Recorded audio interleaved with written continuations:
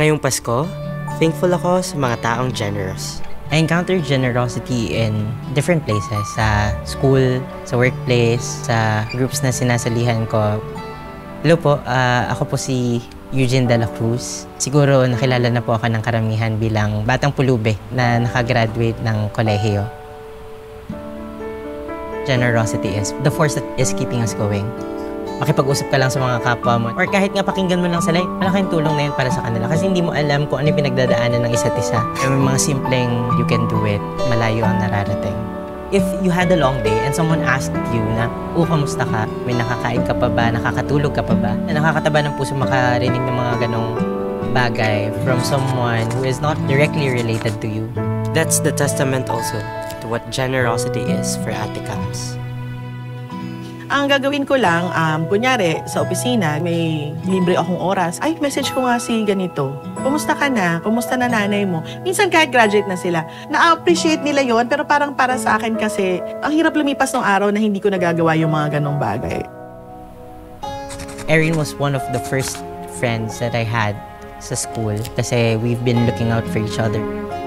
I think yung generosity is giving a piece of yourself to your friend. Not to the transactional sense, but you really have to open yourself up. Siyempre, after a long day of classes, you want someone to share your wins with. May kasama kang mag-enjoy, may karamay ka rin. We really need our friends to be by our side when things get hard. Meron din namang mga generous na tao na nakakasama mo, nakakasalamuha mo sa isang team. Kasi aside from it being competitive, you have a constant source of companionship. So when you compete, even through ups and downs, you would experience it with them. Tulad ni JP. Pag sumasayaw kami sa grupo, hindi pwedeng sarili-sarili lang. Dapat may puso lahat. Ayaw namin na may nale-left out. I think every day is better because of people like them. And I believe now is the perfect season to give back to these people.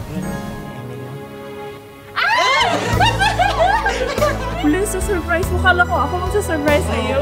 Thank you, dear, who trusted me this year. Otherwise, I won't have a friend.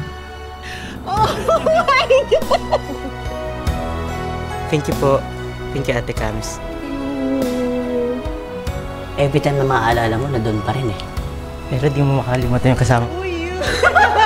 Oh my God! Merry Christmas, guys! Oh my God, dito ka? Oo, kanina pa. Umiiyak na ako eh. Kaya nga eh. Diba? Na ako eh. I realized that every day could be as meaningful as Christmas. Kaya kung may gusto man kayong pasalamatan, ngayon yung best time para sabihin yun.